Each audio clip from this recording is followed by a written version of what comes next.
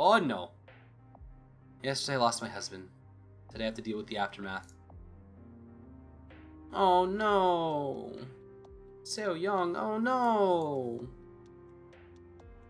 I'm writing this as a way of resting in lieu of sleeping. I don't have time for that luxury. There's a few leads we're following up on. They don't seem promising. In the morning, after I discovered he was gone, I had no choice but to contact his parents to let them know. His father was understanding and sympathetic. His mother didn't say a word. As per usual, I promised that them I would get to the bottom of it and got back to work. But mere hours later, Counselor Mute and I were interrupted by his uncle, the former Counselor of Engineering, bursting into my office. How could you let this happen, he demanded, immediately starting a confrontation. Watch your tone, Mute snapped before I could. Excuse me? I asked. What happened that he just disappeared, he said audaciously. I knew letting him marry someone like you was a mistake. What did you do to scare him off? Scare him off? I stammered, taken back by the insanity of his question. I said, watch your tone, young man, Mute snapped at my elderly uncle-in-law. I lost my husband. Don't you dare come in here and give me that. Well, you better be dedicating all your resources to finding him, he said to me. At that point, I absolutely lost it, a combination of audacity and stupidity. Find him? Find him, I shouted, standing up. Do you think he just up and wandered off? Do you think he's just hiding on some other deck? Took a walk off into space? This is a spaceship. It is a 100-deck sealed environment. I know exactly where every single living man, woman, and child on the ship is at the exact moment. Aren't you supposed to be an engineer? Don't you know how biometric scanners work? There are cameras on every single corridor of the ship. And I have the security clearance to do everything short of watching you slip in the shower. Maybe a half-senile, washed-up failure of a former counselor could lose the person they married, but I'm the chief security officer. I had to take a breath at that point. Then I wiped the tears from my eyes, slammed my hand against the desk, and continued. If someone is missing to me, that means that they're dead. The man I love and vowed to protect with my life has been killed, almost certainly deliberately, I said. There was a silence. And you have the nerve to walk into my office and give me this shit while I'm mourning a far, far better man than you ever were? Took him back. But didn't make me feel better. Even thinking about it now makes me feel equal parts angry and sad. After a long pause, he finally found something just as inappropriate to say as before. Maybe you should have protected him. Mr. Kim, Mute snapped. You were completely out of line. You too, he said. Do you really think anyone would try to hurt him for any reason other than to get to his oh-so-important wife? You made him a target, then couldn't even protect him. Get out of my office, I told him with as much venom as I could muster. You might as well have killed him yourself. He never meant anything much to you anyway. Was it worth it? He asked. That was the point where I snapped. I called the security officer stationed at the door. Give me your sidearm and wait outside, I told him. He did, bowed, and left the office looking alarmed. Get out of my office now, I shouted, pointing the gun at him. What are you? He stammered in shock before I cut him off. Get out right now, or I swear I will strike you down where you stand. Now! Crazy woman, he said, stumbling out and quickly disappearing. Then the officer repeated with a maid beside him, Ma'am, here's a message from the chief counselor? I didn't say anything. I think she's getting set up here.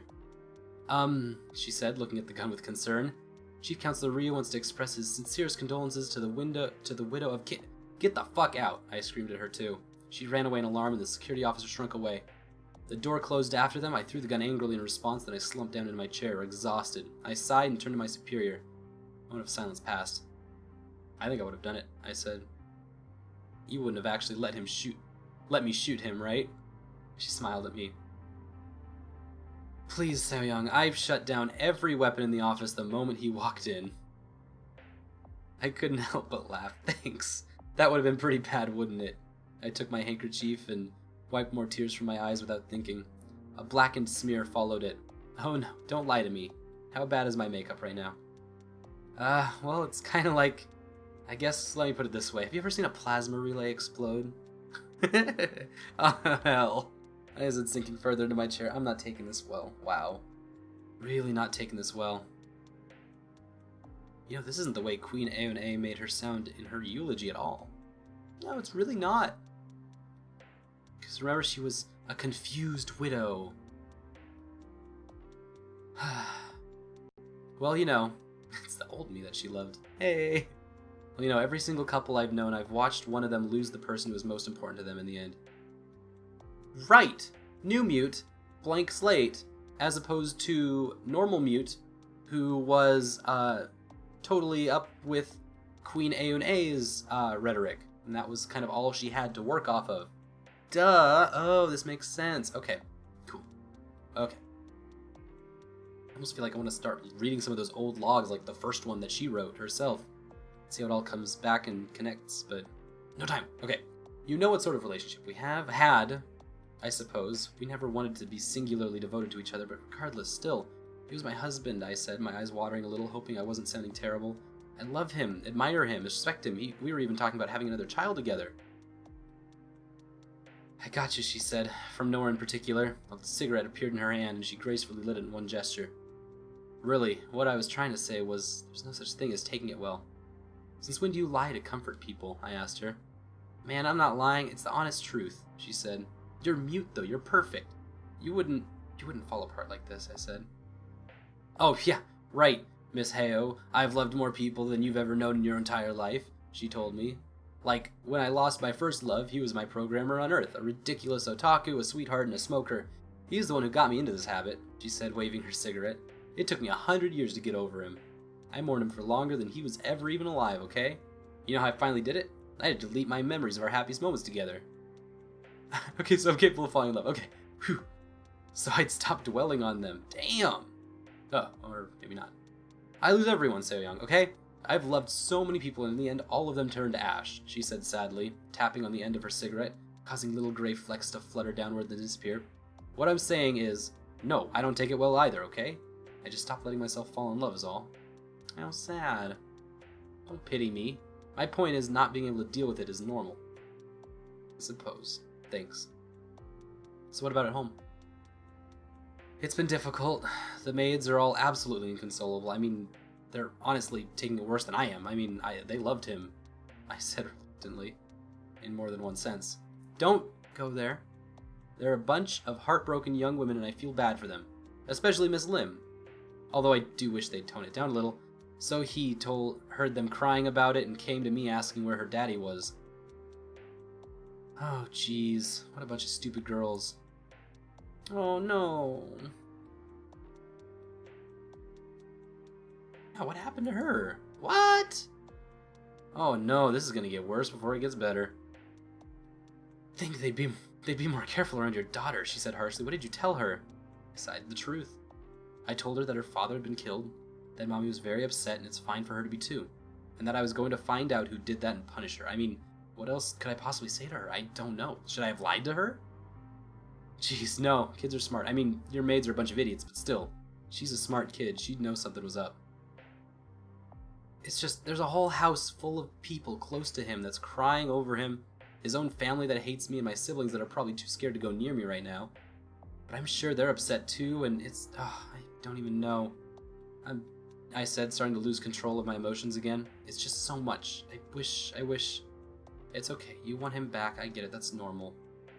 I don't want him back. That's stupid. He's dead. Nothing's gonna change that. I want to find out whoever did this, and I want to fucking kill them. You really think that'll make you feel better? She asked patronizingly. No, I said, of course not, but it's what he deserves. She gave me a long look that flicked away the cigarette far off screen. Oh, this isn't really the sort of thing Mute would approve of, right? No, not really.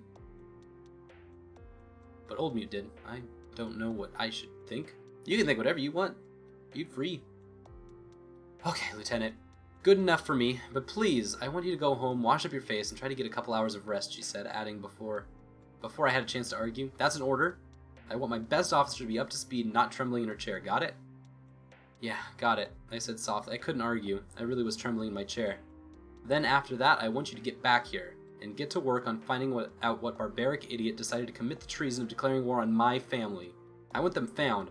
I want them caught. I want them and every single thing they stand for destroyed. I want them hurt so badly for generations to come, people wince in fear at the thought of hurting anyone under my protection, she said, clenching her wrinkled fist tightly. Does that meet your approval, Miss Heo? Obviously Mute is kind of positioning right now. Those aren't like necessarily threats she needs to act on. She's just trying to inspire Heo, which is lovely. These are tough words, but like, in the end they're just words. No, it's more than that. It's emotion. It's feeling. That's what I feel like anyway. Interesting thing about this whole conversation is that what the whole point is that Seo Young is not after vengeance for her husband, but revenge for kind of justice in a weird way, and for all of the other people that are involved in this, and how many other people are hurt, not necessarily even just for herself or her position or some kind of my husband, no, but just kind of all of those things that have been now weighed on top of her, that she feels like she can solve all of that by clearing out who killed her husband. It just happens to be that to do this involves kind of these ideals on what marriage means and what revenge for a loved one necessarily means. But this is a much more holistic look at what things can go into that. I was moved to tears. I had to wipe my eyes again, take a deep breath. Yes, ma'am, I said, still trembling, but intensely grateful. Okay, good. Now go get some rest. You're dismissed. So here I am, getting the closest thing to rest that I can, and now, time to get to work.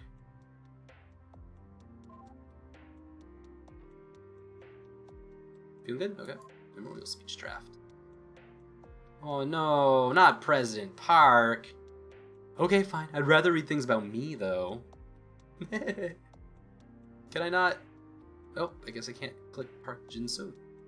Hi, I'm Park Jin-soon, and if you don't know who I am, I'm the student representative and in Professor Kim's absence, now acting president of academics against Neo-Confucianization.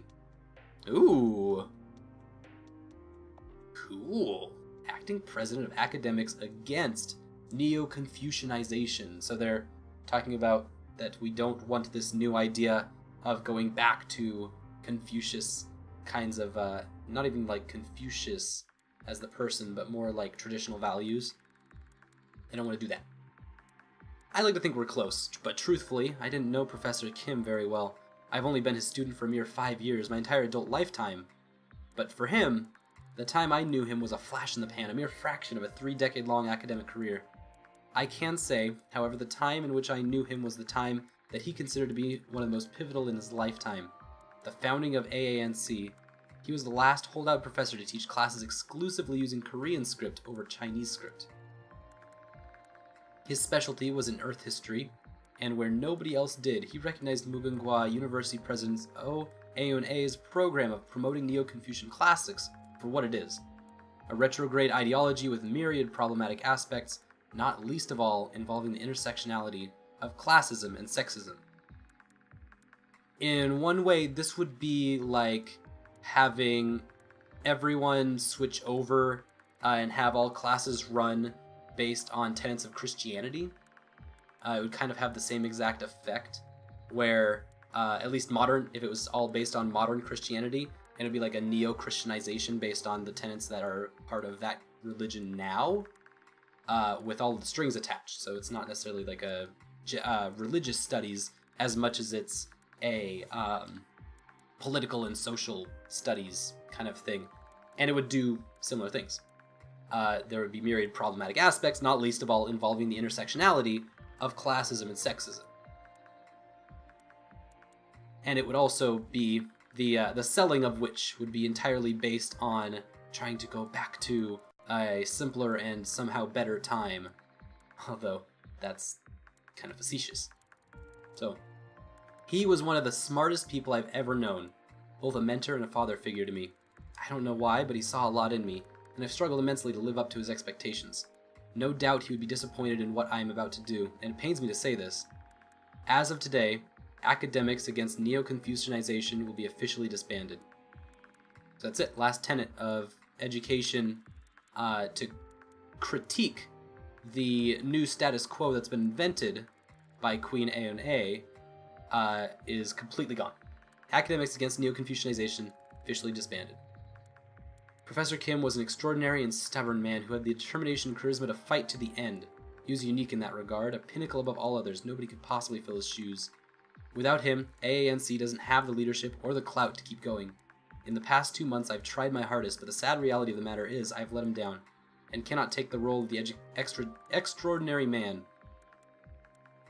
With nobody else willing to or able to step up into that role, I'm afraid there's just no point in going on. To everyone who believed in me, I'm sorry. To everyone who believed in Professor Kim, I'm especially sorry. This is my failure, not his. I will, however, thank the university for graciously deciding, despite their disagreements, to dedicate this auditorium in memorial of him.